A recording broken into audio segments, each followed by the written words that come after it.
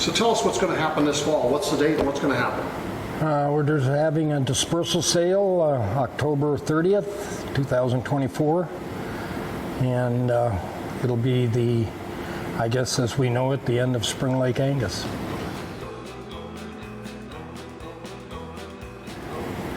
"58 years we've been in the business. I was, I think, about 7 or 8, and my dad bought the first ones and brought them home. And I remember that one of them was a blackbird, because we lived around a lot of lakes and was familiar with that bird.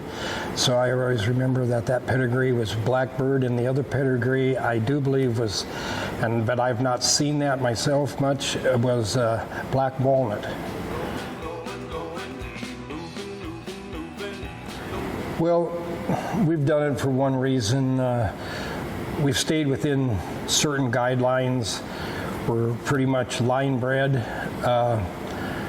There's a lot of discussion nowadays because of the numbers and everything and how stuff moves so fast, and we've stayed more the old style and believe in more pedigrees, and we don't have what I consider, and I know some other people consider mutts. We've stayed in a line that you're able to follow where these cattle came from and why we've went that way on 80%. It isn't like we haven't tried to find out crosses, but it just doesn't seem to produce anything better, so we're not going to go down that path unless we find something that really changes things to our benefit. So you're going to find a lot of old bloodlines that their pedigrees are going to prove that they were good cattle.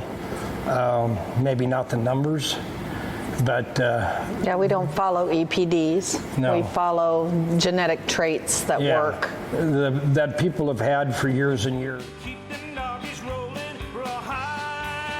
If you're going to be in the business of cattle, and they've got to have structure of feet, they have to have udder, they have to reproduce, and the least they can eat and do that on and stay healthy, that is what we've went down. And the other thing is they have to taste good.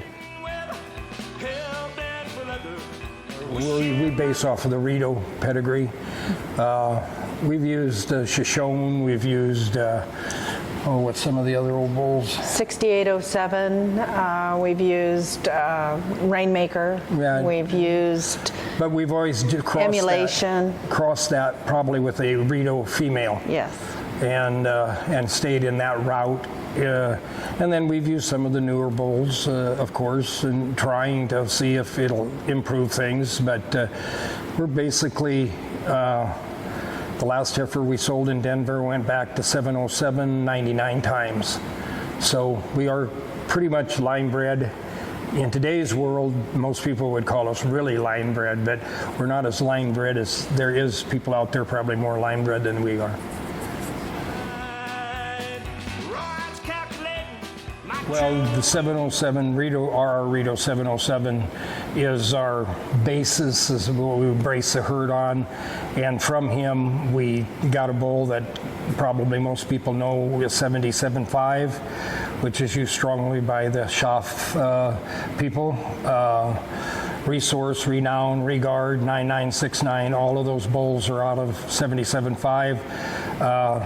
A majority of our females will have 77.5 in their pedigree.